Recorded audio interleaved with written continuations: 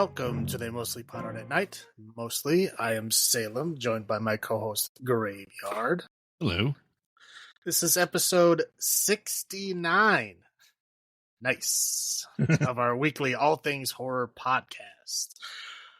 There are remakes, there are reboots, there are spiritual successors, and there are blatant ripoffs. But what happens when you give the same script, the same sets, and the same actors to two different teams of filmmakers and ask them to make a blockbuster prequel? Join us as we enter this bizarre instance of dual adaptation. And there's another movie in here too, but it sucks. But I guess there's spoiler warnings for that movie because it came out recently. Yeah, which is Exorcist Believer. No one is missing anything by having this movie spoiled for you. I'm gonna throw that right out there. I wouldn't worry too much about spoilers. Don't waste your time. It's an hour and 51 minutes of your life you'll never get back. It's essentially the plot thread for all of these movies. They're about 2 hours of your life that you'll never get back. Yeah, I don't know. All of them. Every single one of them in this entire franchise are like 2 hours long. Yep. I mean, I guess at least most of these other franchises respect your time as it goes along. I guess what happens when you have an hour and 20 minutes of nothing. Yeah, apparently. So we are finally finishing the Exorcist franchise. And this is the 2004 Exorcist The Beginning, the 2005 Dominion, the prequel to The Exorcist, and 2023's The Exorcist Believer. And yeah, I'll just a little bit of intro here is that The Exorcist, The Beginning and Dominion are, like I said, the same script, the same film sets, like the same location, a lot of the same actors, not all the same actors, but a lot of the same actors, like, Stellan Skarsgård, the main guy, Father Merrin, is the same actor, both movies. Yep. And it's the same script, and they basically, gave it to a group of guys, and they're like, hey, make this, prequel. They're like, okay. So they made the movie. They went to the studio heads and like, here's the movie. And they're like, yeah, this isn't blockbustery enough. Recut this. We need it better. Okay. So they went and they recut it. They came back. Nope, not good enough. Took it away from them, sent it off to a, third party editing team, just like Suicide Squad. Yeah. And they recut it, and they went back to the suits at the studio, and they're like, nope, still not good enough. You know what? Put that on a shelf. Give me a new group of guys. Give them the same script, the same sets, the same everything. Only it's going to be a new director, all the new. We're gonna, do our, whatever script doctor work on this script. We're gonna make it a big blockbuster prequel. So they filmed that. They went to the suits, and they're like, yeah, this is great. Release it. They released it. Everyone hated it. Yeah. Not quite as bad as Exorcist 2, but pretty bad. I mean, I think it holds like a 10% on Rotten Tomatoes. It's bad. Yeah, whoever the script doctor was should be fired for malpractice. Right. And so now the guy who made the first one that got put on the shelf came back and was like, this one, like, everybody hated this one. How about you just like release the one I made? It's already made, like, can it get any worse? And they're like, I guess not. So they released that version straight to video. So the one that comes out, Dominion, the one that technically got released second, was actually made first. Yes. And that one got slightly higher scores, but not really. I think that one's floating around 30%. Something like that. It's a little higher, but not much higher. Essentially, let's call it what it is. We'll say it right now. Exorcist The Beginning is the sweaty version of Dominion. Everyone is drenched in sweat in The Beginning, and no one's drenched in sweat in Dominion. Right. And yeah, I mean, yeah, the circumstances on how things got there are a little different and stuff, but it's, more or less a lot of the same things. You can tell it was made from the same script. As we're calling this episode, how Father Merrin got his groove back. Right. Yeah, because it's the same basic story. Like, both of them start out where Father Merrin is no longer Father Merrin. He's now Mr. Merrin. And then by the end of the movie, he is back to being Father Merrin. Yeah. Okay, so I guess now that I got all that out of the way, I guess we'll start off with Exorcist: The Beginning, which again is not the beginning. This was the second time that this movie was made, but this is the first one that was released. So, um, yeah, okay. So basically, this one starts out where Father Merrin is asked by some who knows, some shadowy type guy, hey, we need you to go recover this artifact from an archaeological dig, and we heard you're the guy to do it. And he's like, okay, sure. So he goes, and we see he gives him, what is that thing? It's like, he called it like a leather impression, but I don't know how you would do that. For this movie, yeah, I don't know what that means, but anyway, it's like an impression of the little demon head from the very first Exorcist that Father Merrin finds in the very beginning. Right? They don't say Pazuzu in this movie. No. I'm pretty sure just because they don't want it to be traced back to the Exorcist 2. I'm pretty sure that's why none of the other ones ever mentioned that name. So anyway, so it's that head that's the link to Exorcist, the first Exorcist. So he goes to this archaeological dig. When he gets there, there's this Catholic priest guy who's there to supposedly help him and look out for the church's interests while he's on site there. There's one little detail as they're driving into town, they see like this big graveyard with all these crosses, like graves. And they're like, what happened here? Like plague. They're like, oh, how many died? He's like, all of them. Yep. It's like, oh, okay. So then they drive into the town. Father Merrin meets the local doctor lady, who is like a Holocaust survivor, because this is set in like 1949. So this is like right after World War II. Let's say she barely survived the Holocaust. Yeah, but anyway, yeah. So yeah, 1949. She's got the tattoo and everything. So yep. Yeah, she survived the Holocaust. And we find out that Father Merrin was a priest during World War II, and he has a flashback. We get a couple of these flashbacks throughout this. I'm just going to tell you everything that happens now to make it easy. He basically has a flashback to what happened to him during the war and what caused him to lose his faith. There's some mean old Nazi SS, I don't know, Gestapo guys. I don't know who they are. Anyway, bad Nazi guys. Somebody killed a German soldier. And so they basically went to the closest town, which was the town that Father Merrin was head of church at. And they said, you need to tell us who killed that soldier, or we're going to start killing everyone. And so Father Merrin's like, well, nobody here did it. There's nothing that's going to happen. He's like, okay. Boom, dead kid. Yeah, there's no God here. And then he shoots a little kid in the head. Yep. And he's like, now you point out, who it was, or, who did this, or I'm going to start killing everybody. Right, they said pick out 10 people. No, they don't say 10 in this movie. That's the other one. Okay.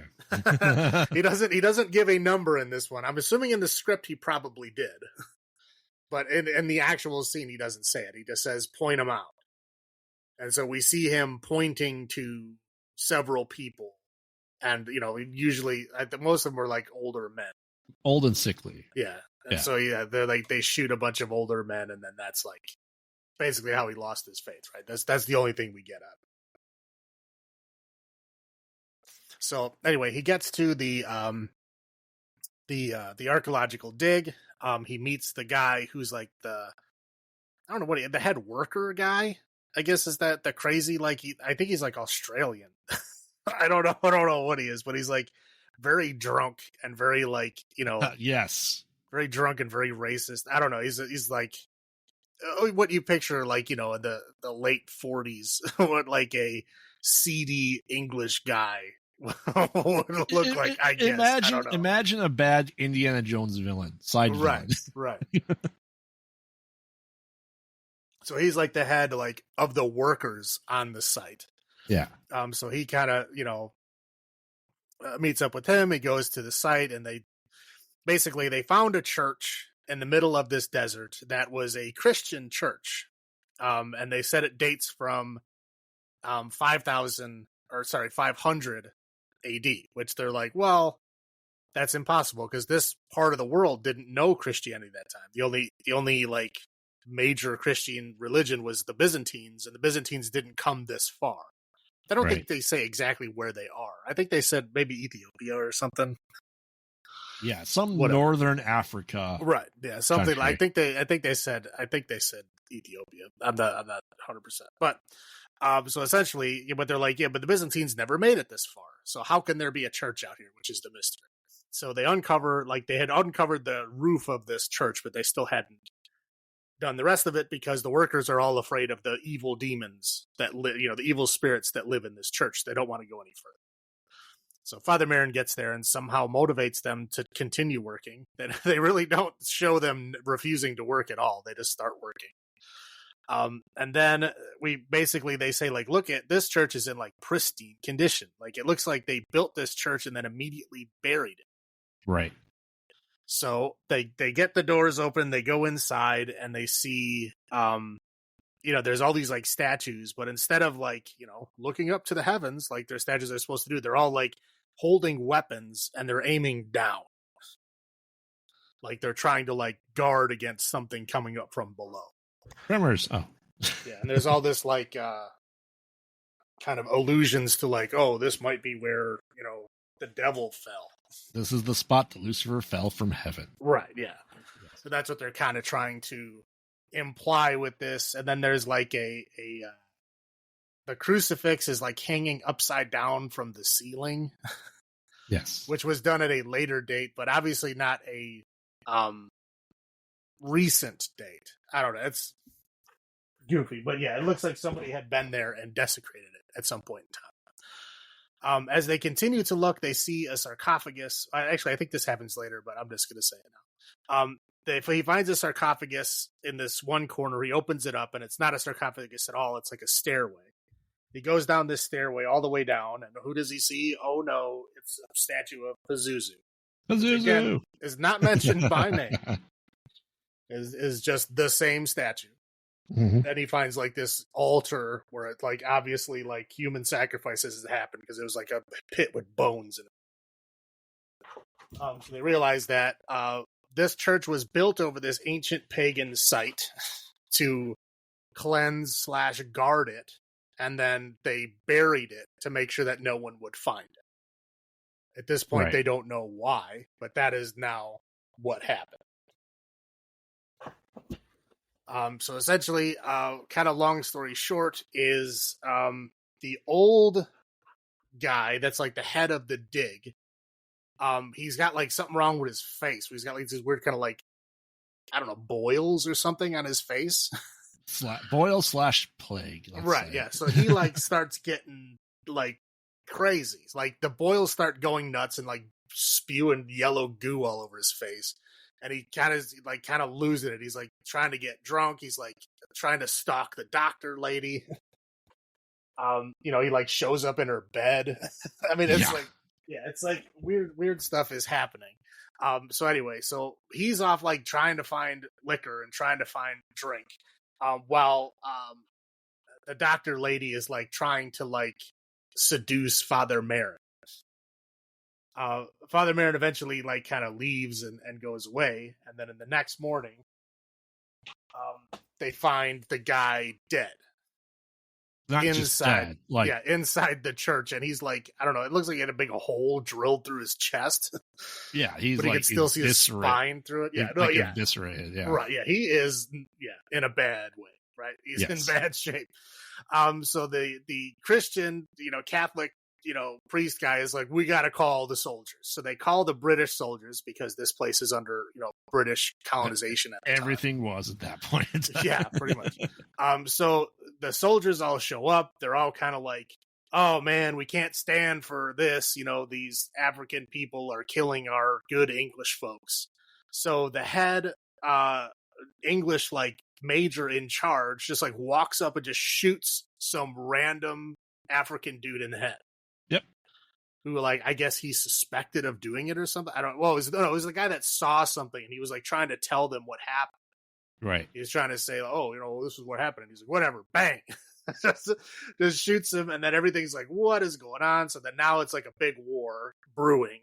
between the British soldiers and the native African folks who are like, we gotta like, you guys are getting infected by these evil spirits in this place. We gotta defend it. We gotta like, seal this place back up. Right. This never happened until Christians came. Right. Yeah. Basically, like they're the problem. They're the reason everything is happening. So they're kind of squaring off, getting ready to do this big battle, right? And then they kind of Father Merrin finds out that, it wasn't the African folks that killed that guy. It was the doctor lady, because the doctor lady was actually married to that guy. Like she had alluded earlier that she was like, I had a husband, and as soon as I told him what happened to me in the Holocaust, he didn't want to touch me anymore. So we haven't talked. So yeah, like, essentially she got red roomed. Right. Well, she's like insinuating that this happened a while ago, right? But like she didn't say the dude was like in the town with her. Correct. So essentially, like, okay, so she was the one who killed him, and then he realizes that she did it because she has been possessed by the demon. Yep. So then, big kind of standoff happens where, like, there's a little kid that they thought was the person that was getting possessed by the demon, and they were trying to save him until they realized it wasn't him, it was the lady. So the kid is like inside this, sacrificial pit with the Pazuzu statue, and he's trying to save the kid, and he's also trying to like battle her in demon form, but like trying not to kill her or get seduced. Right. Yeah. So it's essentially what he does is, he ends up saving the kid, and he ends up doing the exorcism, and he saves the doctor, but she ends up dying anyway. But at least she dies herself. Right. And while that's happening, the English soldiers and the African folks are just murdering the shit out of each other the entire time. I think it ends up with both sides completely gone. Right, yeah. Like when he comes back out, everyone is dead. Yep. And then that's it. And it cuts to him meeting with this shadowy guy who sent him out there. He hands him back his whatever leather impression of the little statue, and he's like, yeah, whatever, I'm a priest again. And he's wearing his whole priest outfit, and then it's like, Father Merrin got his group back. Yep. That's exactly the point of this movie. Right. So movie over. I mean, yes, they alluded to also in the beginning that it was like a like the crusade that swept through there, and they were all like, was it upside down crucified? There's a word for that, right? Isn't that? Yeah, it's upside down crucifixion. Yeah. I don't know. I'm sure there is a word. Yeah. So, and just so much bad CGI. So essentially it was the Crusaders versus the native people at that point in time. And then it was the British versus the native people however many years, 1400 years later. Right. So. Have you seen this movie before? Yes. Okay. Have you seen both of those before? Oh, sorry, The Beginning and Dominion? Yes. Okay. And I purged most of it from my mind. I never watched them before either. I mean, honestly, these aren't great movies, but it is, again, I find it fascinating. Like, again, we talked about this a long time ago. It was one of our very first episodes where I was talking about how it fascinates me when people make different versions of the same story. Yes. I think we talked about that with like the Black Cat, I think, because there's many iterations of the Black Cat. But those things always fascinate me. So this was fascinating to watch these two movies that are essentially made from the same script and stuff, kind of back to back. That was interesting. The movies themselves were not good, but it was interesting seeing the similarities and the differences between them. That kept me interested. Yeah, it's like I said, the first thoughts. I watched both of these because the idea was the book Dominion had recently come out, written by someone else, obviously. Like, okay, maybe it's time to revisit the Exorcist franchise just to see what's going on with it. And my God, they're both awful. And to be completely honest, I merged both of them in my head from watching them when they came out to the point because they're essentially the same movie. I didn't know it at that time. you know, but yeah, this is on the rewatches. I go, man, you know, we thought that maybe in case Emergency Breaking Glass was going to be the you know, Evil Bong series, but this series is very rough. I'm pretty sure Evil Bong will be worse. I would venture to say, I said rewatching the first thoughts of this is probably one of the roughest franchises we've had to watch so far. Yeah, I agree. Well, yeah, considering I'm not a big fan of the first one anyway.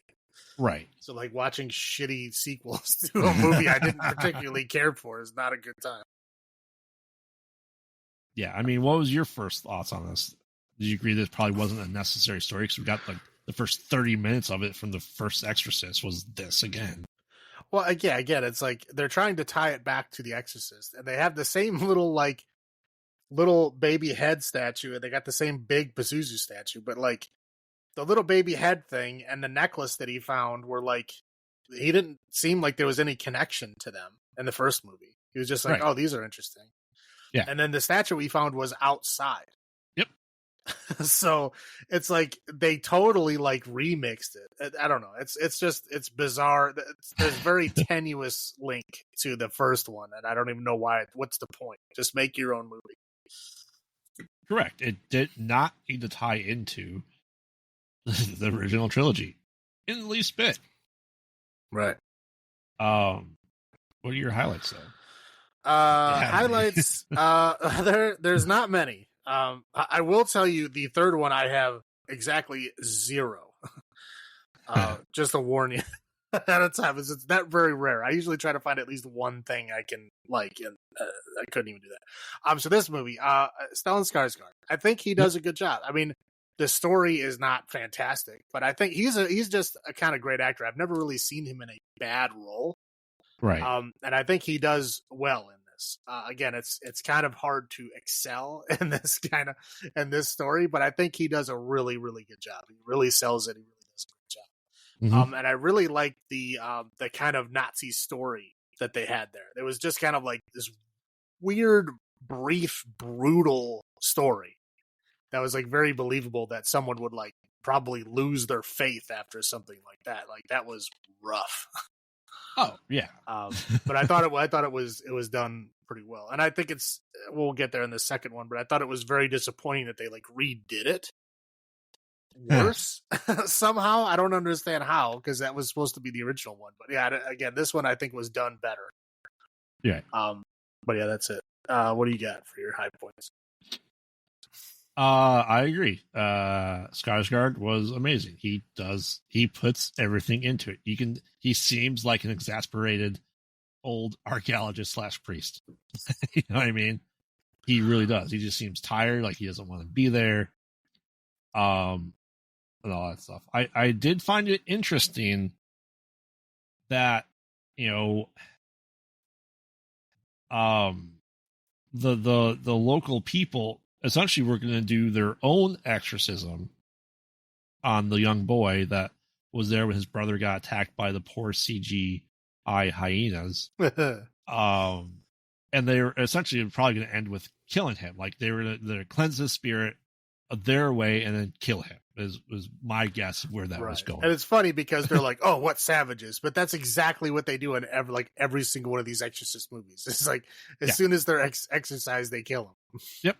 So it had a glimmer of hope that I'll say they had an inkling to in Believer that just went nowhere. But it was interesting to see the other perspective of it. You know, how other people where Christianity was forced upon them, their reactions to it.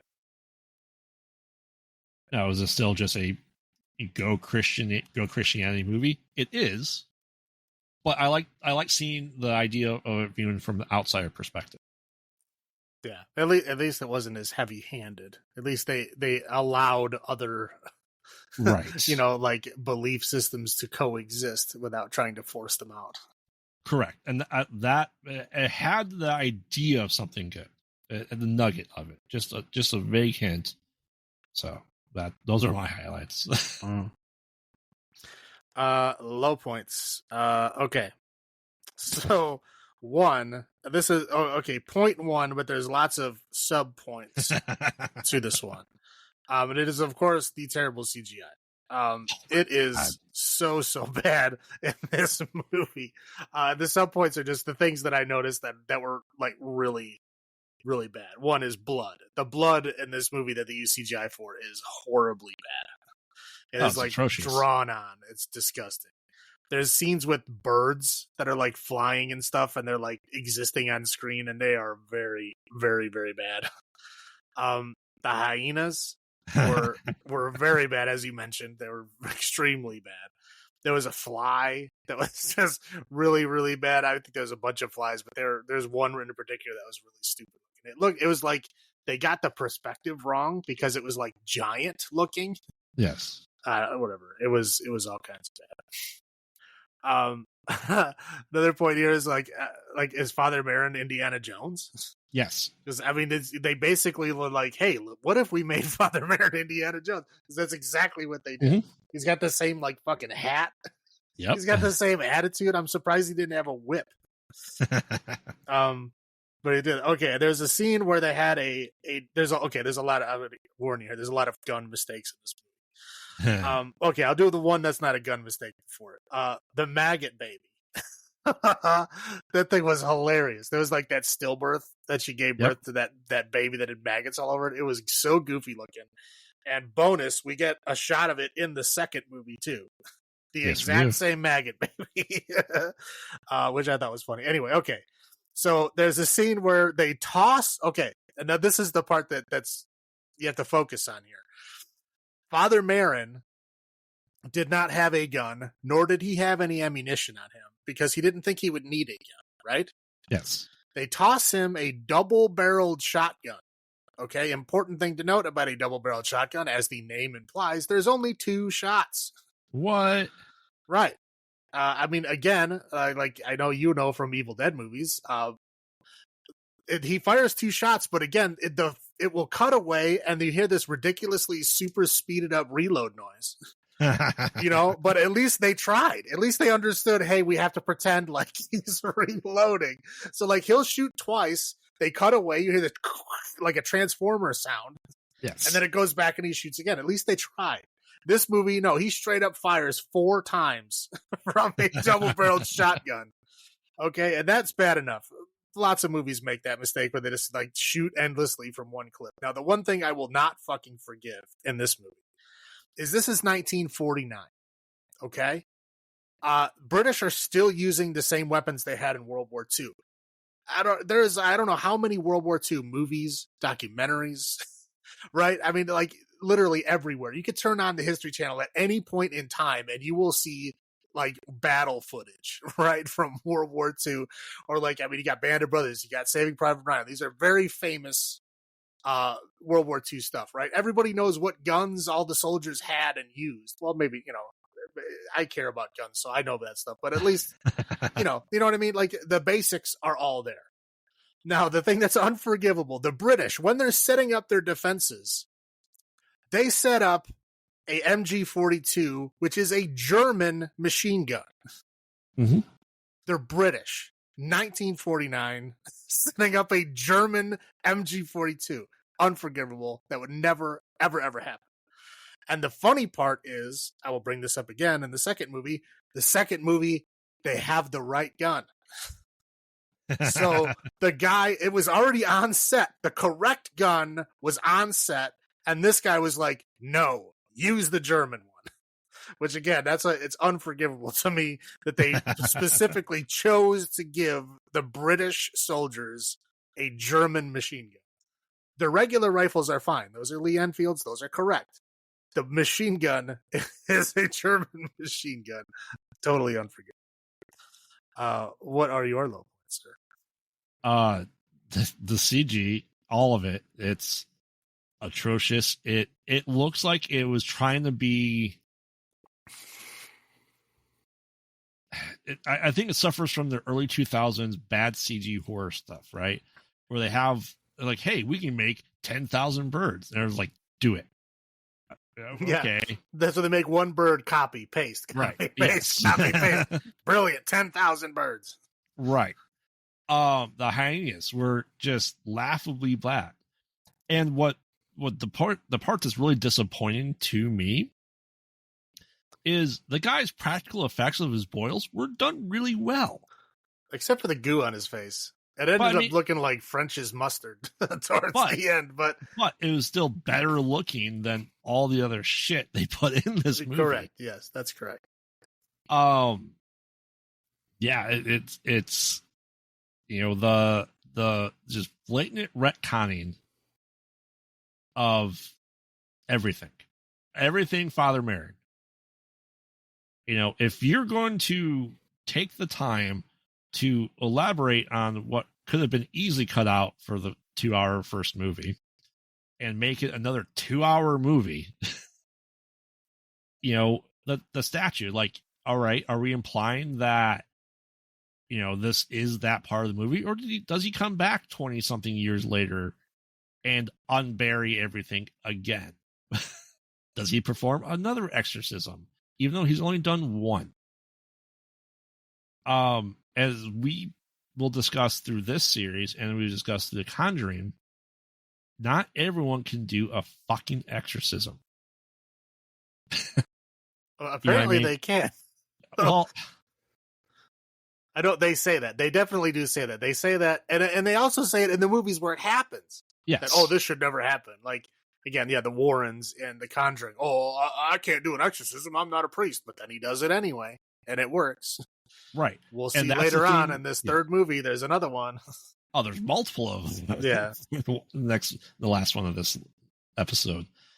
Like, it's. I don't know. I don't understand why all this stuff. I don't understand why they would think that Lucifer fell at the spot and became pagan, therefore putting the lights of pagan into building themselves on the spot where Lucifer fell. I'm sorry, pagans are not evil.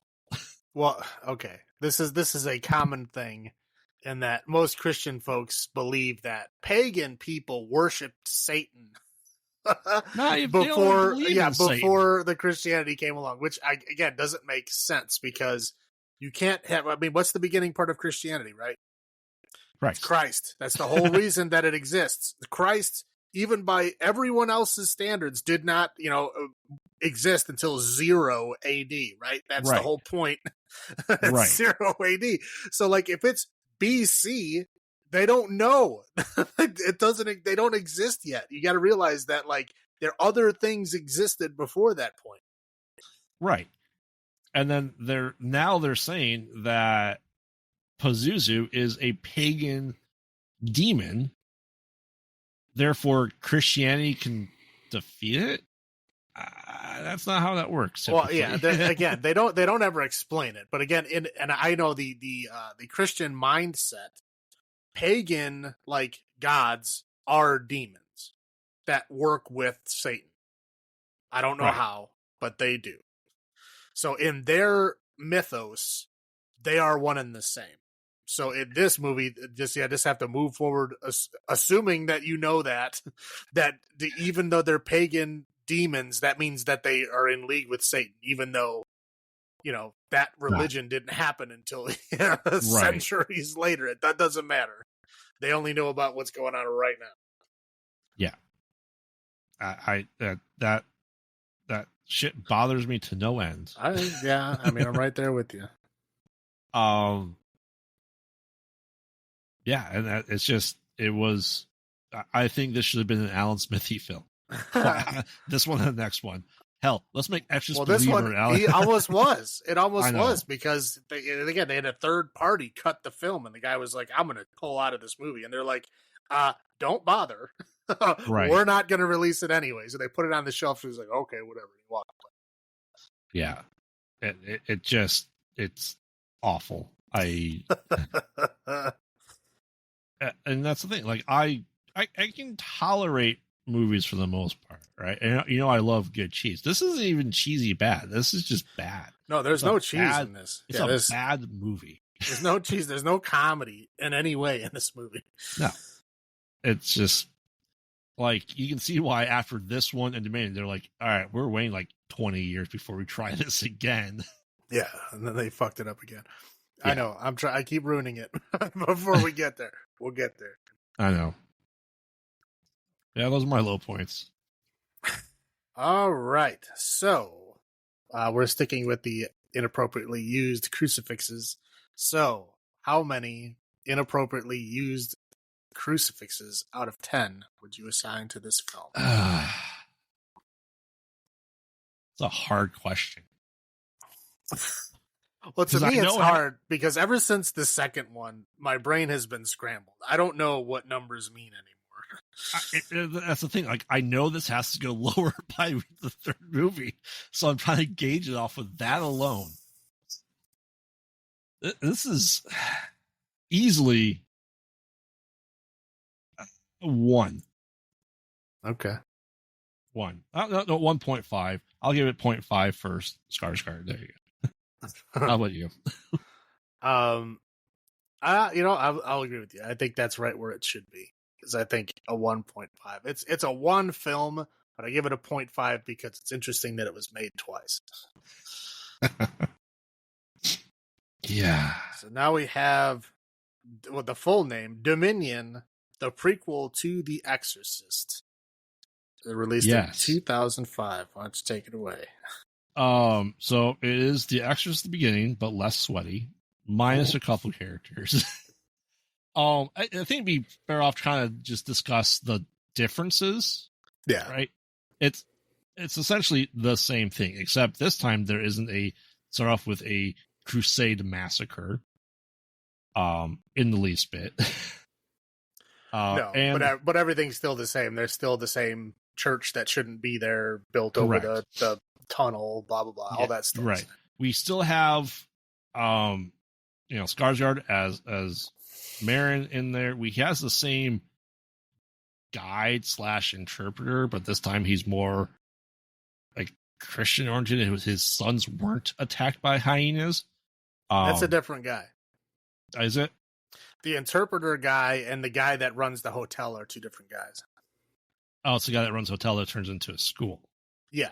Yeah, the guy that runs the hotel is the one with the 2 sons. That's the Christian guy. Yeah.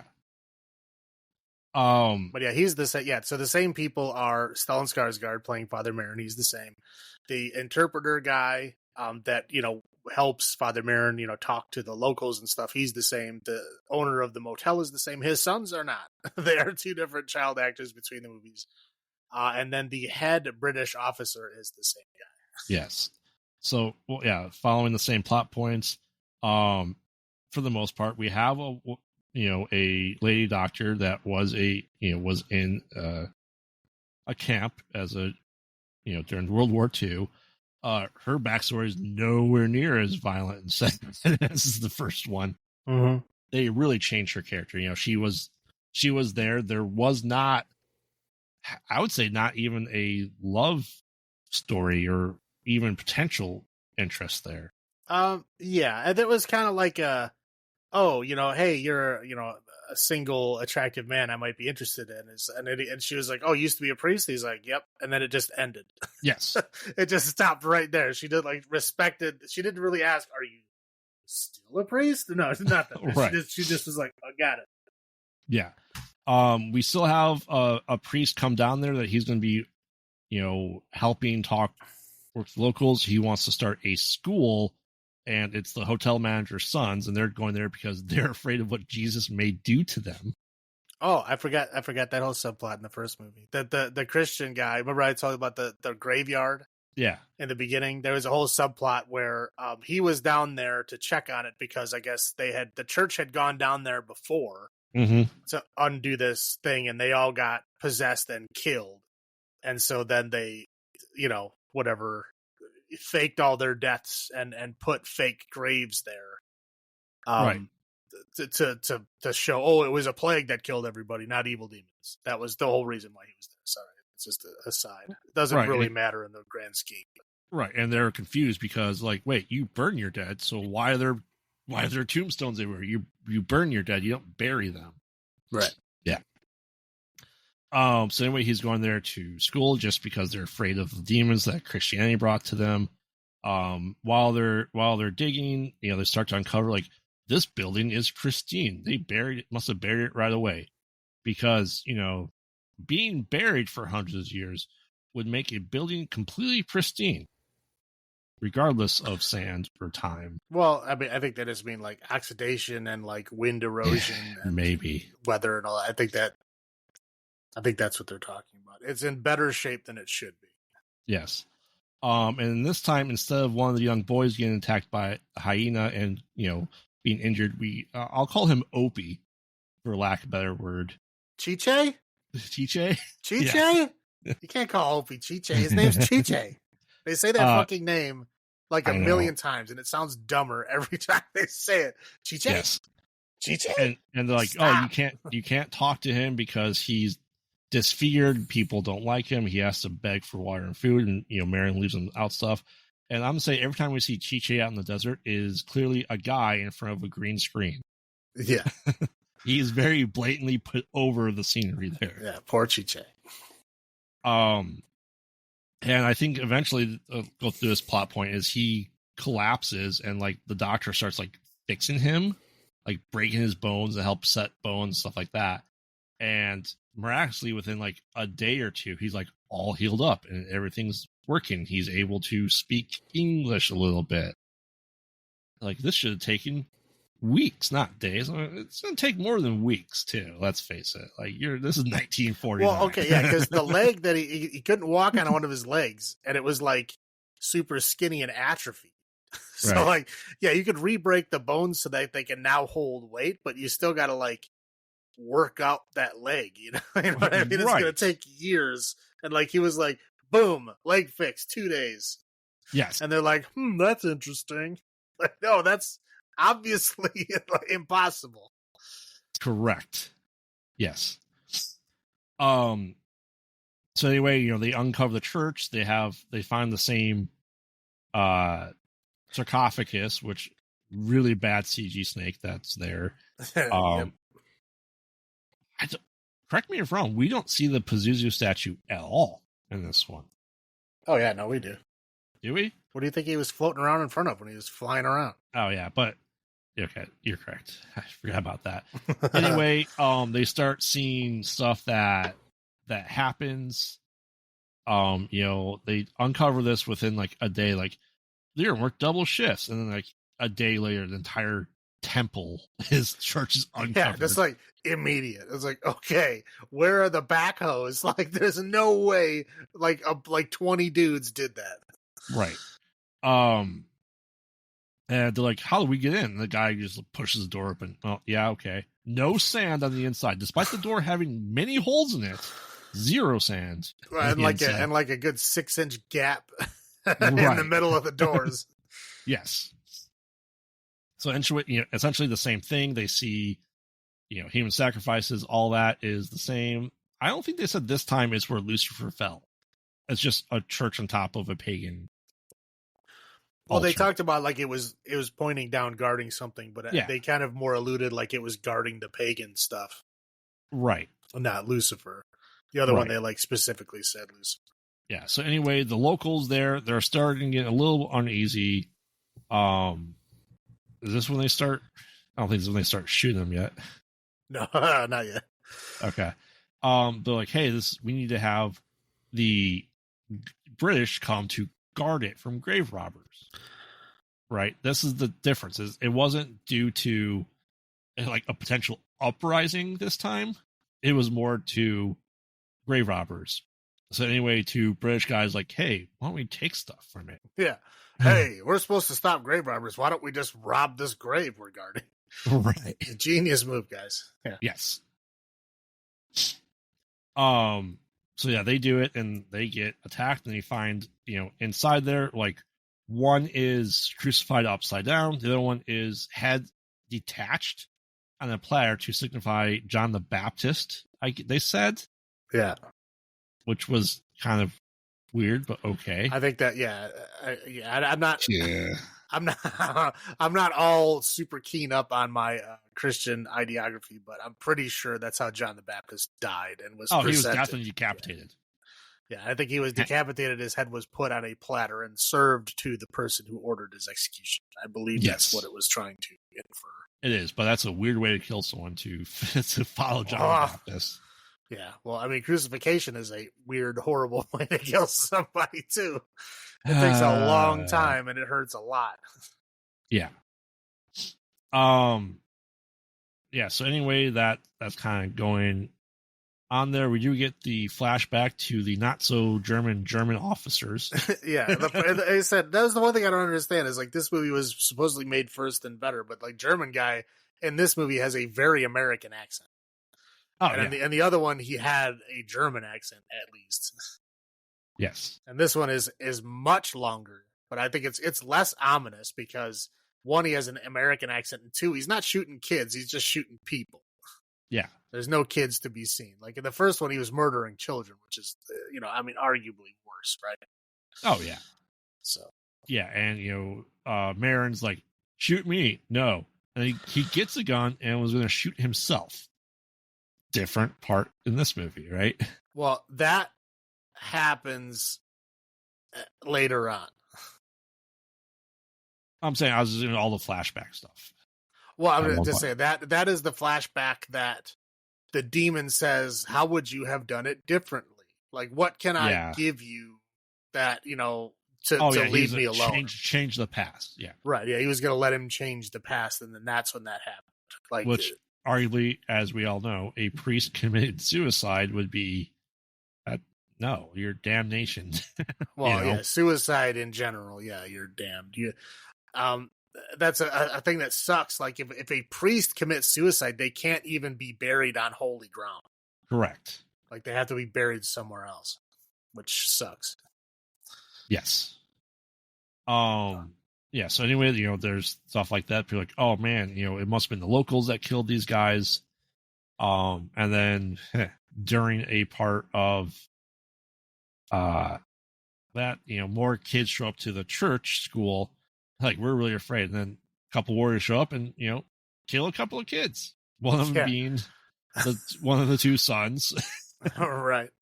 Yeah. And then they line everybody up, and then the English officer gets out of control and just fucking shoots somebody else. So everything is boiling over. Like war is about to fucking start. Again. Yeah. But it doesn't happen this time. Well, so they put all the sandbags and everything, and then his second in charge is like, hey, what should we do? And he's like, I don't know. Bam! Right. Shoots himself in the head, and then they're like, oh shit. Yeah. So anyway, the younger priest sees Chiche and starts Chiche, and it's going he's got to save his soul. And is trying to perform a baptism, and he's getting burned, and Merrin comes in there's a cross on his forehead, and it's well, that's just an injury that just happens to look like a cross. Exactly. Okay. Anyway, this is the different thing. The major is very distraught and his butterflies couldn't save him this time. But even though there's still the allusion to him, liking butterflies, which is more explored in the first movie.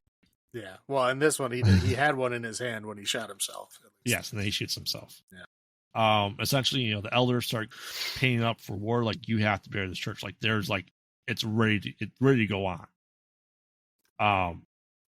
So yeah, that's pretty much like I said what's going on there. I think, and this is a major turn, is Rachel is not possessed this time. Mm-hmm. So, Merrin's like, hey, I'm going to do an exorcism on the boy, or baptize him. And usually with both of them. And then we get essentially, not yet, earthquake happens, kind of blocks off the door. Next morning, the younger priest is found somehow still kind of alive with multiple arrows through him.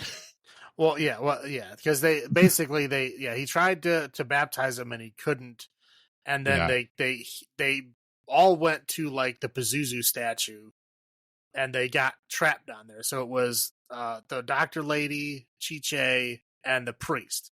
Yes. And like he was trying to do, whatever, baptism, and then he realized he should be doing an exorcism. Like, so he was trying to do all kinds of stuff down there when he realized that Chiche was possessed. Yes. And then like he just gets like straight up knocked out by Chiche. And so then that's like it literally blacks out, and then the next day they find him like outside with arrows all up in him. Right. And so, and they're like, okay, this is not good. So somehow the major earthquakes are going on there. Church opens back up. Merrin's like, all right, I got to find my groove. Yep. And he goes and puts on his dress. He does. He wants to go and put on his dress. So while that is going on there, that's when he goes and finds Chiche and talks about all this stuff. How would you write the past? Like, I'll kill myself instead. I think this time everyone's killed except for him. Well, yeah. So he kills himself, and then the guy goes, fuck it, and they just kill everyone. Yes. So it's literally it's the same thing as if he would have not picked anyone. So basically, him picking the 10 people was the best outcome of that situation. No matter how horrible it was still the best possible outcome of that situation. Yeah. So which is a weird thing. You'd think the demon, by giving him, because he's making up the past, right?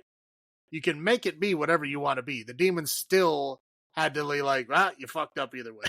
Right. like, why would you do that? Why would you like put him in a happy world? So he's like, cool. You know what, demon? You're a cool guy. Go ahead. Right. No, he doesn't do that. He like purposely burns him anyway. Stupid. Yeah. So, anyway, he starts performing exorcism, has all that stuff. The lady doctor is getting called by some, let's call him Mufasa in the sky. And she's about ready to kill him. Yes. And was ready to kill herself. And the war was about to begin between the British and the natives. So eventually, Merrin performs the exorcism on the boy, Chiche. This time it's not the lady doctor. Big difference. Who really doesn't transform into any demon, except occasionally we'll get flashes of the white-faced demon from the first Exorcist kind of poorly done over his face.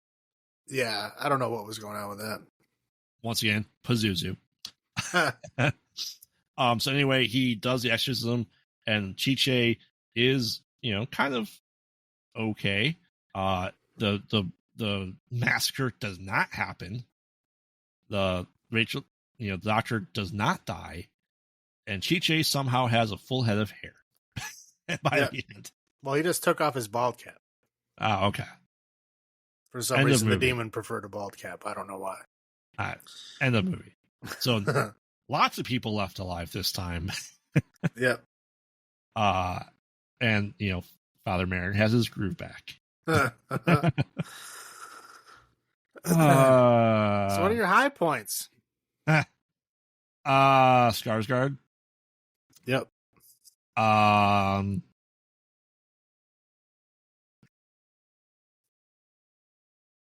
I guess the British officer realizing he's an asshole and killing himself. Yeah. Instead of just straight up murdering people and then not giving a shit and then murdering more people, he just goes, hey, I'm an asshole, and then shoots himself. Right. Instead of being alluded to that he was no better. The illusion was he was no better than the German officer before. And he realized that and atoned for that. So I like that instead of it just being like, fuck it, I'm a German Nazi piece of shit again, like they show in the flashbacks. No. That's it. How about you? Again, it's just more or less, I thought it was interesting seeing the movie done in two different ways. Mm-hmm. I think that's fascinating to me when I've already talked about that, but I still think that's cool. I did like the bizarre dreams that Father Merrin had in this movie. That I don't know, with his face being wrapped up, right? Yeah, I don't know what the hell was going on. They never really explained what the hell that meant. I don't get it, but it was weird and bizarre. There was like a clock floating around for some reason. I don't know what was going on, but it was interesting, and I like that. I think they did the the lead up in tensions between the natives and the British soldiers was done much better in this. Other than you, Christian, were not kill each other. Well, yeah, the first one, it was like, there's not really a whole lot going on. Let's just have the British guy just randomly shoot someone. Yes. For literally like no reason.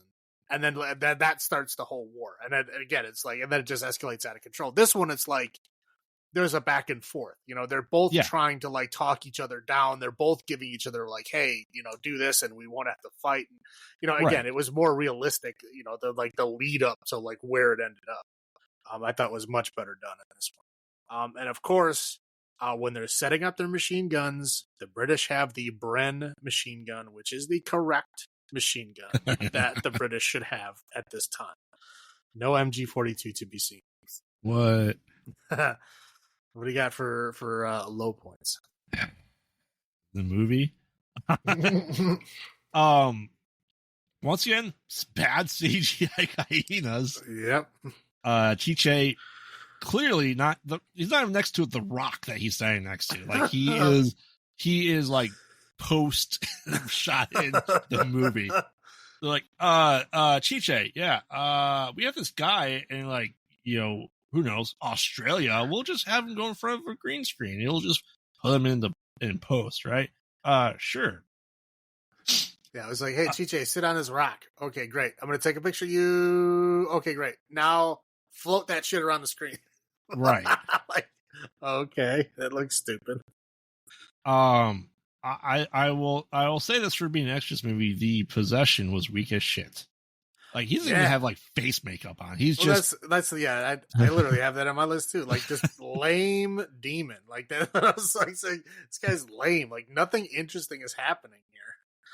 Reagan in Extras 2 had more makeup being possessed than Chiche did. He had zero. And Chiche, that bald cap was ridiculous. Like you could literally see like these weird folds in his head where like it was sticking to his hair. It's like, why bother? Right. Everything was just like I said, the CG was just awful. You know, they're like trying to throw seemingly a little bit of humor into it. Like, how do we get in there? The guy just pushes the doors open. Well, no shit. Like, you think there's a lock on here? Yeah, it was interesting to see like the hotel owner's rage and like destroying his picture of Jesus. Yeah, dude. I don't know. There's a lot of stuff happening. I'm just like, what is going on? Well, okay.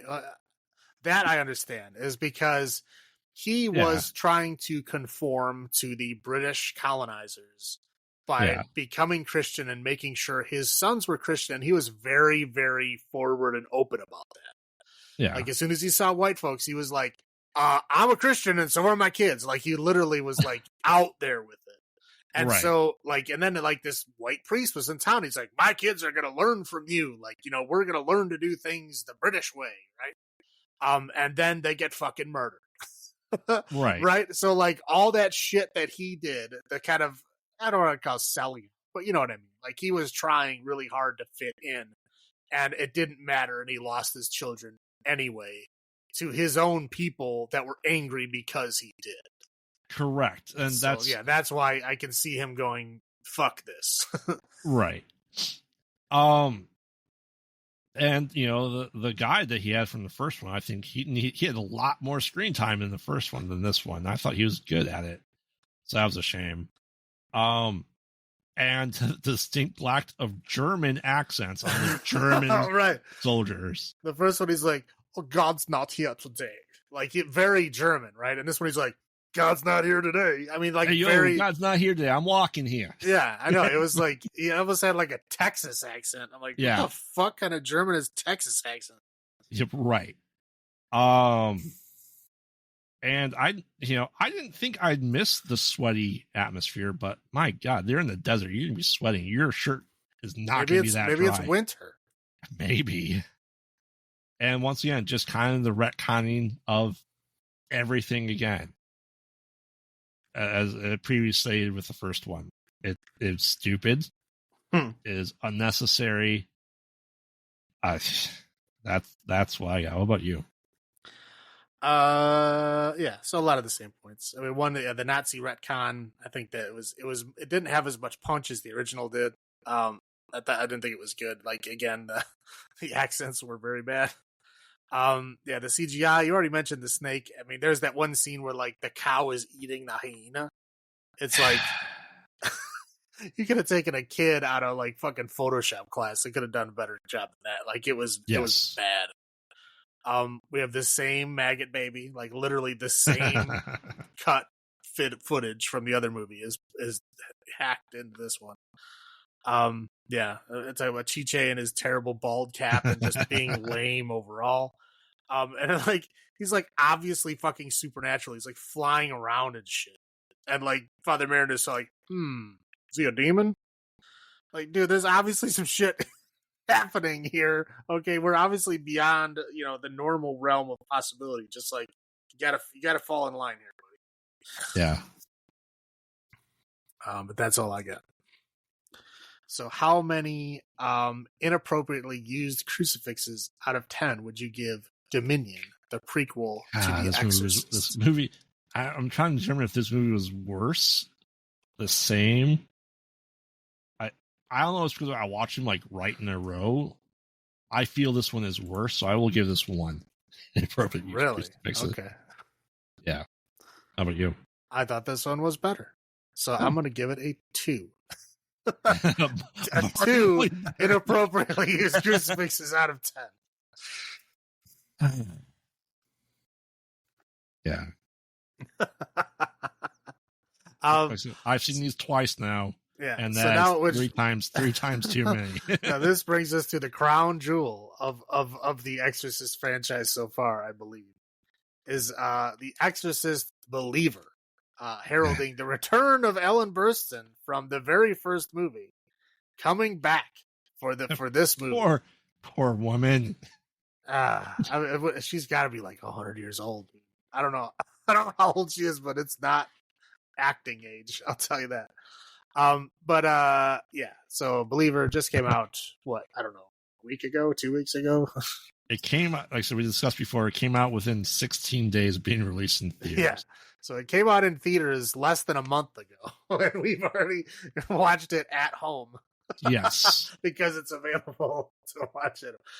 Yeah, so Exorcist Believer came out in 2023. Yeah, so I'm going to try not to spend too much time on this movie because it's going to make me angry. And I have a lot of things to talk about after the movie. Okay, so I'm going to try to make it short. I think we do a brief synopsis of this because it's so bad. Making it short. Okay, so 2 girls in middle school, right?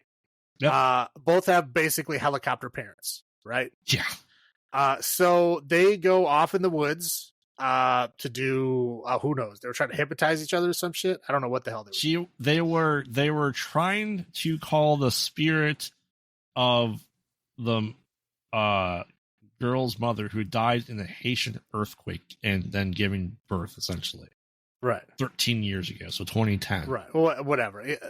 They're trying to talk to the dead, which of course in the Warren school of demonic possession means they open the door to let the demon in, right? By having a pendant and a candle. That's all it takes now. That's all it takes. You open yourself up to the spirit world. Warrens say you're now corrupted. Yep. So they go out in the woods. They do this thing, whatever. Everyone immediately fucking panics. Everyone immediately panics. Like, they went in the woods after school at 3 p.m.? 3 p.m. And it's 7 p.m. and they've already called the police. They're already searching the fucking woods. They're already it's fucking ridiculous, right? Well, they already called some staff member to get another parent's phone number, right? Because some child on a bus saw them walking. Right. So anyway, immediate overreaction by every party involved. Search parties, blah blah blah, bullshit. They don't find him. 3 days later, they find him in a barn. Okay, 30 miles away. They put him in the hospital. Their feet are all injured. Nasty. They've been walking for a very long time. They're all dehydrated, malnourished, blah blah blah. But they have no memory of the last 3 days. Yes.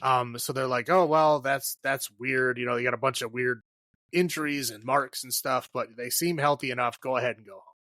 So basically, both of them start displaying the same possessed child antics that Regan had in the first one, where they start like doing sacrilegious stuff and like swearing at people and attacking people and blah blah blah. Taking up church pamphlets with your feet. Yeah, right. And then screaming the body and the blood at the pastor somehow. Yeah, I don't know what was going on. And one just being creepy. Yep, and just being creepy, whatever. So they both basically like they start fucking freaking out and they won't calm down. So they lock them in a psych ward, right? And they're trying to figure out what's going on. And they're like, "Oh, I don't know what's going on, but it's obviously not psychological. We need to find out what's going on." So this like nurse that lives next door to the one guy is like, it's probably a demonic possession. Here, read this book. And so he like looks at the book, and of course it's the book that Reagan's mother wrote. Just McNeil. Yeah, and in the response to Regan's original possession, right? Because she has gone all over the world and studies every culture's exorcism rituals and is now an expert on exorcism, but she can't perform exorcisms. They may always make sure to make that point. So he basically goes and talks to her. She goes to look at the kid. Yeah, looks possessed to me. Immediately tries to do an exorcism. Even though she specifically says she can't. So she tries to do that by herself, completely alone. She gets her eyes stabbed out with a crucifix. Yes, the 13-year-old girl is somehow able to overpower the 90-something-year-old woman. And she's like 105. I don't know how old she is. She looks like she should not be standing on her own. But yeah, she gets stabbed in the eyes with a crucifix. And then she doesn't die. She just goes to a hospital and then wears like, I don't know, post-apocalyptic screens on her eyes for the rest of, I don't know what the hell that was, but it looked like interesting. But anyway, so she's just in a bed for the whole rest of the movie. There's lots of cuts back to her going like, oh, in bed. I mean, that's it. But she doesn't move. She doesn't say anything. There's just reaction shots of her in a bed hundreds of miles away.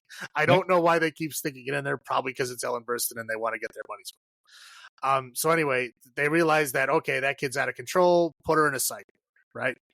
They put her in a psych ward. That the other girl is like going crazy. They're trying to work with her at home, and it's not working.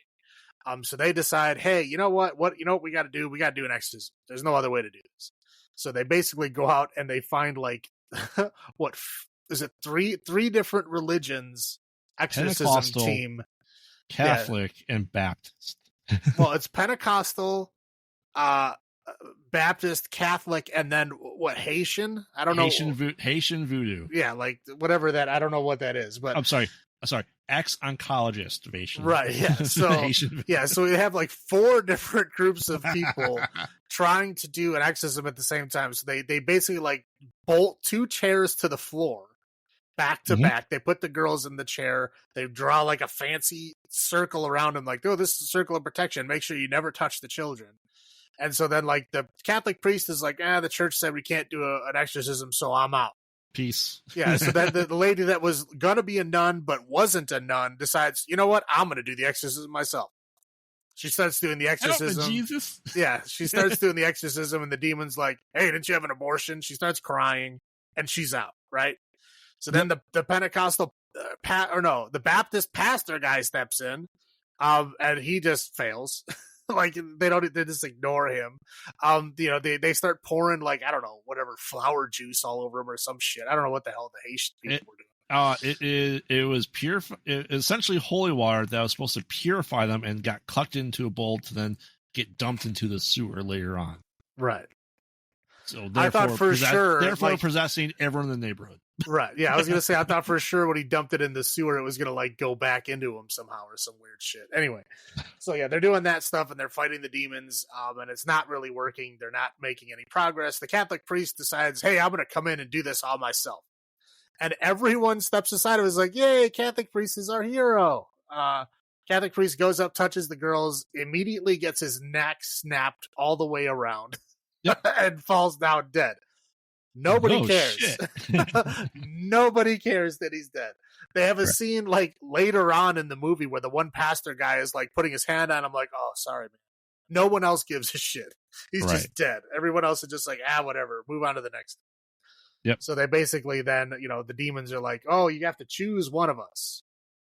And they're all like, oh, we're not going to choose. We're going to both save you. And the one dad who's like, been freaking out this whole time, basically chickens out and goes, I choose my daughter. And then he chooses which one dies. Because again, of course, the demon never specified what choosing means. So he chooses his daughter, which means that she dies. So she dies. Well, we're told we see her heartbeat, but she doesn't die. We see her like in some like pseudo afterlife realm being dragged down. So, I choose you. And she's dragged down. She's dead. I know. She's not dead. Violently dead, but dead. Well, she's dead. Yeah, it doesn't matter. She dies. Right. So then the other one wakes up going, Daddy. So she then survives. So ultimately, a movie called The Exorcist tries 4 different versions, 5 different four different versions of exorcism. All of them completely fail. And then the demon gets what it wants, and then the movie ends. Well, and we get a cameo by Linda Blair. Do we? Yeah. With the what? She comes into the hospital room with her mom.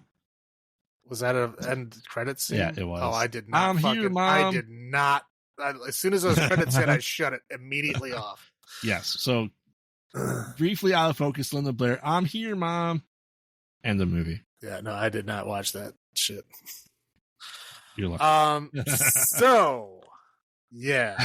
I'm gonna go with my high points right away. I don't have any. What are your high points? The only potential high point is once again they bring in the idea of other religious exorcisms that exist, and then just like nope. Well, yeah, that's the thing. Yeah, they bring it in like, isn't that interesting that all these different cultures have an exorcism ritual? That's interesting. They don't go in to clarify that, like, yeah, all the other ones don't believe that an actual demon takes over your body. Correct. They just believe that evil spirits somehow affect you in ways that they need to be removed. Like I think like the Christian doctrine is the only one that says like demons can literally take you over and control you. Yes. The only other high point, we'll say this, is it's not Pazuzu. They don't say the name, but again, they have not said that name about since this the in the second low one. point. I will argue about that in the low point, but we'll get to that. Well, again, I mean, maybe they got like a demon hotline where they all tell each other what's going on. It's Lamashtu is the demon. Lamashtu, I know that name from something. It's Mesopotamian. Yeah, I was gonna say I know it from somewhere. Yes. I'm not gonna remember right now. I want to say it was from Vampire or something back in my vampire days. It's the father of the sky god Anu. So, whatever. Is that a demon though? I think it was just a god. It is. It is also part of the Pazuzu line. Now I'm going to say, just like to start this whole thing off. Fun fact: Pazuzu protects mothers and infants against this demon. So they're rival demons. There you go. What the hell is Regan then? I don't know. Torturing a child and a mother. What the? Okay, whatever.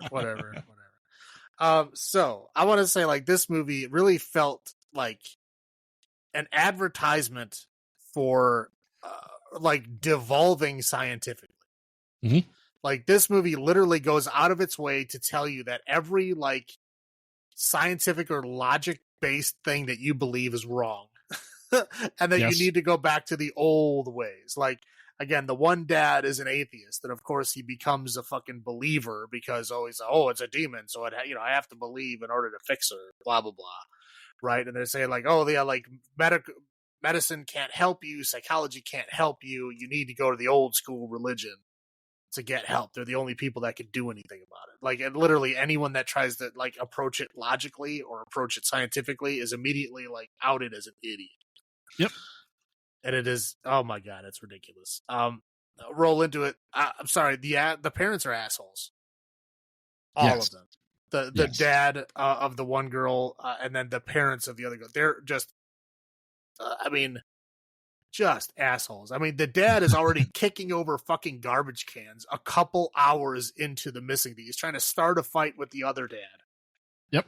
And I mean, this is only a couple hours after they've been missing. They haven't even gone in the woods to fucking look yet, and he's already kicking over fucking garbage cans, swearing and starting shit. I mean, these people are just terrible shit people. Like, I wonder why your children wanted to get the hell away from you. Like, they're all just insufferable assholes. And again, the overreaction is just so immediate. Again, like within hours, they're literally like calling the police, and the police are like, "Oh, sure, we'll send over our whole search team." They got like hundreds of police out there searching for their children hours after they walk into the woods. Like, that's not how it works. I'm sorry, that just does not work that way. And at the very earliest would be the next morning, if not the next night. Right. Probably the morning, just in case they can start searching. Oh, but just ridiculous. Ellen Burstyn, I mean, aside from being 100 years old, I mean, she's like over an hour into the movie before she is even mentioned. Correct. Over an hour into the movie before she shows up. She's in the movie for what, like 5 minutes? Yeah. Maybe 10? And then she gets stabbed in the eyes, and then she just does, like, 2-second reaction shots for the rest of the movie. Again, like, Harold showing her in all the fucking trailers like she's there the whole time. She's literally there for 5 minutes. Oh, they showed pretty much her entire screen time. Yeah, except literally. The stabbing of the eyes. Yeah, I mean, that was it. Everything else was like fucking. Okay, the thing that really pissed me off about Ellen Burstyn, right, is she was talking about, I studied every single, exorcism ritual and every single culture of the world. I spent 10 years after it happened with my daughter doing nothing but researching all this kind of stuff. It's like, okay, Exorcist 2 still happened in this timeline. Yes. I know we all want to forget that it happened, but it still happened. Where the hell were you when she got possessed again? Like, that the whole thing of Exorcist 2 happened over like months. Yeah. And because he went to fucking Africa and shit and then came back. Correct. And they said that at that time, the mother was on an acting job. Therefore. Right. Yes. Like, lying through her fucking teeth. You were not out researching fucking exorcisms. You were out fucking off. Yep. Fucking bullshit. Yeah. Oh, Reagan's in hiding. Yeah, what a convenient way to say that she turned the movie down. Like, there's no way that she was in hiding. Like, after the events of 2, why the hell would she ever be in hiding? Right? She finally defeated the demon inside of her. Everybody knows what fucking happened. Right. Why would you go I will agree. Hiding's not going to do anything. Oh, I'm hiding. Therefore, an entity that doesn't know boundaries or walls won't be able to find me because no one knows where I'm at. It's not how it fucking work. I'm just like, what? What do you mean? Just so stupid. Like, okay, like, again, even if your mom didn't start, like, she lied and she didn't actually devote her life to exorcism until after it happened the second fucking time, can you blame her? Like, you've been fucking possessed 2 times in 2 years. Of course she's going to fucking, spend her life researching what the fuck happened to you. Yes. Just so fucking stupid. I gotta say it, the fucking wallpaper in this movie is hideous. Every house has this, like, ridiculous fucking wallpaper. It's set in the modern day.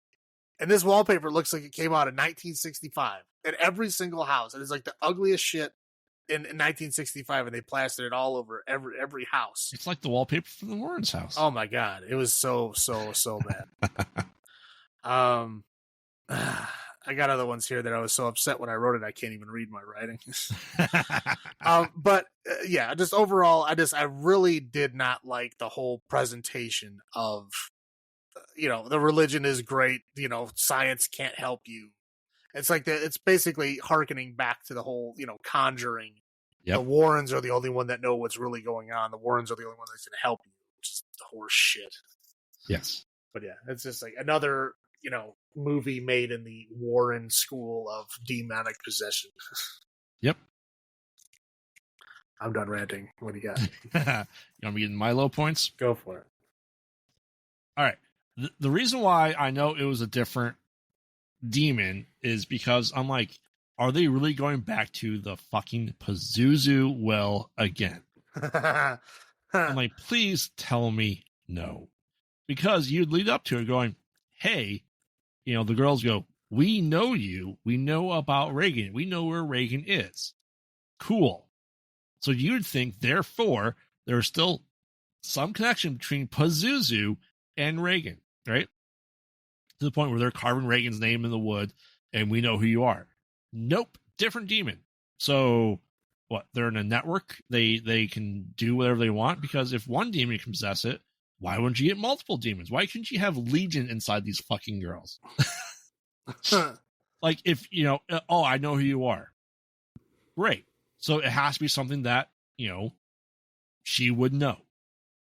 Which the only logical explanation would be Pazuzu.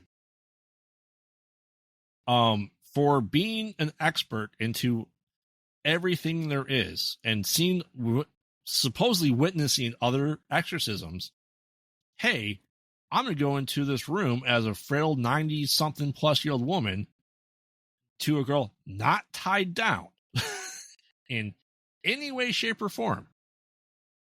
Why? Fuck it. Who cares? Well, that's what I'm saying. Like, she made a point. They showed her in like multiple videos, and then she said it herself when they met her. I know everything there is to know about exorcism, but I can't do them myself. And then she immediately tries to. It's like, what? Right. The movie's modus operandum of this movie is like, well, we can't do it, but I can read. It's like, I don't understand what happened. Right. You are absolutely correct that it's called Believer because they made an atheist believe, and everyone's like celebrating that it's done. Well, you know what? The demon fucking won.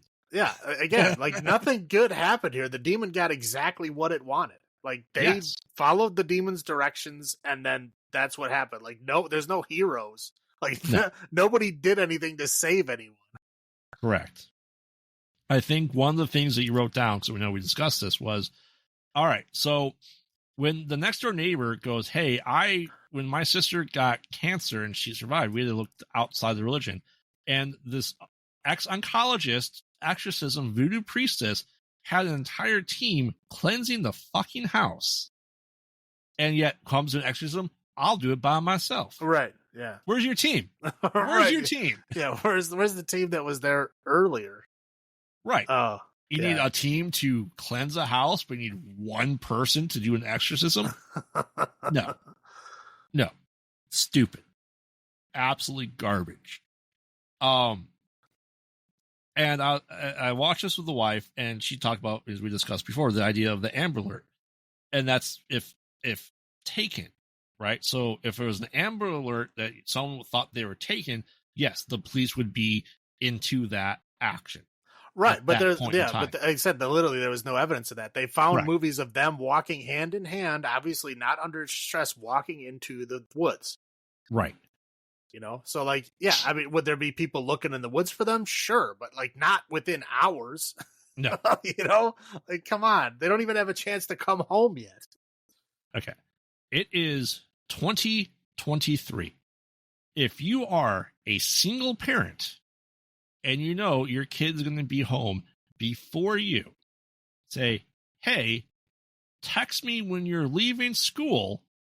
Text me when you get home. I'm working. I can still receive a fucking text. Right. It's 2023. Teenagers have cell phones. Okay? He could have gone, oh, that's weird. She texts me every single day when she leaves school and when she gets home. Therefore, when she doesn't do that, that is more worrisome as opposed to him getting home and she's not there. That would make more sense for him to be more concerned immediately if she misses these normal check-ins. I think it's really easy to do to do stuff like that. Yeah. Yeah, like she was goofing off in church, and what was a thing of assigned possession? She was using her feet to pick up pamphlets at church. Their whatever Baptist suit-wearing leader seemed like he would be smelling snake oil and healing people. He's screaming "heal" on them in a tent somewhere. He gave off that vibe tremendously to me. As you're right, the nurse that goes, "I've seen this before." No. Okay. I'll do the exorcism myself. No. Well, again, yeah, it's a lady that, okay, she was going to be a nun when she was younger, right? 40 years ago. Yeah, 40 years ago, did not take her vows, ended up getting pregnant, having an abortion, and then left the church. And now 40 years later, she's going to try to do an exorcism because, well, I was once kind of almost a part of the church. The fuck logic is that? Zero. Like, you have a fucking, Baptist pastor right there. Yes. Are they not more likely to be able to get this to succeed than you? Correct. Side note, Lamash 2 is from Vampire stuff. Vampire the Masquerade Bloodlines, that game. Lamash 2 was part of the end game. If you've never played the game, I don't want to ruin it for you, but part of the end game, there's a sarcophagus that Lamash 2, that name is actually on and part of. The second thing is that Lamashtu is actually the goddess of monsters in the Pathfinder role-playing game. Oh. And I just recently played Pathfinder Wrath of the Righteous, which mentions it. So therefore, that's why I knew that name. There's two places I knew the name from. So, yeah, that makes sense. Yeah, if this is the same, this is the sister of the next door neighbor, right? No, he lived across the street. She lived next door. Okay. They're two different peoples. I was about to say, I'm like, if she's the one that found things outside her religion, then she went back to Christianity and didn't stick with it. I don't know. I mean, maybe it was. I don't know. I'm just saying they lived in two different houses. That's all I can tell you. I don't know if they were related or not. Yeah. And, fuck you for thinking you can walk into your neighbor's house with a group of people when he's not home to cleanse it. Yeah. Especially when you have a kidnapped child. Like, dude. Yes. What are you trying to do? Yes. Yeah. And it's just, you have to believe to win. And they converted someone for no reason. Correct. Just to lose in the end anyway. Yeah, this is, and you're right, this is like, hey, what if Ed and Lorraine Warren, but The Exorcist? Right. Yeah, but yeah, this one, it went in a bad direction. I don't like it. No, and the bad thing is, and here's the last little point, it made enough money that they're probably going to do the next one. Ugh. And probably the next one. Gross.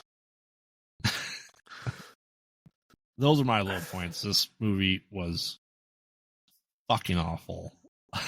It's so awful equals how many inappropriately used crucifixes out of 10? Why don't you go first for this?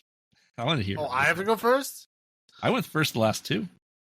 0.105 inappropriately used crucifixes out of 10. So just a sliver better than Exorcist 2. Exactly, yes. Oh, God. I mean, I think it was worse. I thought I was a good enough locus for Exorcist 2 to give it a 0.5. I will go down to a 0.1 for this one. This is awful. I've said it on many different shows at this point in time that I think this franchise is the most overrated piece of crap in existence in horror movies. Yes. Correct. And we're going to have to do recaps on these in 2025 and 2027. As long as we don't have to rewatch these, no, I don't care. I am never watching these movies again. We'll just replay this episode. I don't ever want to think about it again. No. I'm probably going to purge these out of my memory after this. Yes. You have anything else you want to mention before we wrap up? And we'll say a tagline now briefly, but do not watch these movies. Do not. We watched them. We regret it tremendously. Yeah. Like there are many, many other movies that are more worth your time than this one. There are very few episodes that we just absolutely hate watching the movies, and this is a pinnacle of like the worst shit we've watched so far. For across sure. the board. For sure. That's right. All right. So, dear Pazuzu and or Lamashtu, we need a palate cleanser to get rid of the taste of bile and pea soup from our mouths from this disgusting franchise. So, join us next week as I get to pick some stuff that we watch, finally. The month of Salem has come to fruition. In fact, I will be doing this all month. This whole month, I will pick what we're watching. So, first up, we're doing a director spotlight on Richard Stanley. Who is Richard Stanley? You probably may ask. I don't know who Richard Stanley is. But don't worry. I will explain it to you. Or we will explain it to you next time. And we will be watching my favorite horror movie that, again, no one has ever heard of. But we'll get there. It'll be great. So remember, we watch bad movies, so you don't have to. And this has been Graveyard saying, have you checked on the children? This is Salem saying, long live the new flesh. Good night.